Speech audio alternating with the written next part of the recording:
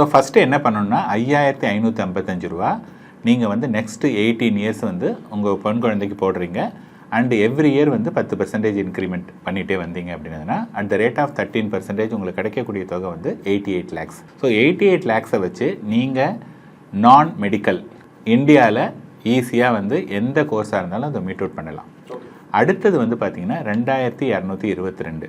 இது வந்து என்ன அப்படின்னு பார்த்தீங்கன்னா நெக்ஸ்ட்டு 25 இயர்ஸ், அதாவது குழந்தை பிறந்ததுலேருந்து 25 வருஷம் கழிச்சு தான் நம்ம கல்யாணமே பண்ண போகிறோம். ஸோ நெக்ஸ்ட்டு 25 இயர்ஸ்க்கு 2222 ரூபா அண்ட் எவ்ரி இயர் வந்து 10% வந்து இன்க்ரிமெண்ட் பண்ணிகிட்டே வந்தோம் அப்படின்னதுன்னா அட் த ரேட் ஆஃப் 13% நம்ம கிடைக்கக்கூடிய தொகை வந்து 1,09,00,000 ரூபா.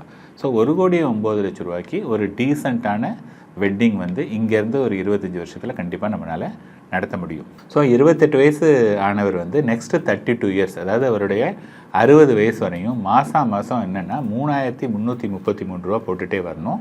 எவ்ரி இயர் வந்து 10% வந்து இன்க்ரிமெண்ட் பண்ணிகிட்டே வந்தார்னா அவர் கிடைக்கக்கூடிய தொகை வந்து பார்த்தோன்னா at the age of 60 years வந்து 4.69 crore இருக்கும். அந்த 4,70,00,000 அப்படிங்கிறது வந்து என்ன அப்படின்னதுன்னா அந்த கார்பஸ்லேருந்து எவ்ரி மந்த் அவர் வந்து 2,25,000 ரூபா எடுத்துகிட்டு அதோட 5% இன்க்ரிமெண்ட்டோடு எடுத்துகிட்டு வந்தாலே நெக்ஸ்ட்டு 35 இயர்ஸ் வரையும் அந்த அமௌண்ட்டை வந்து அவரால் எடுத்துக்க முடியும்.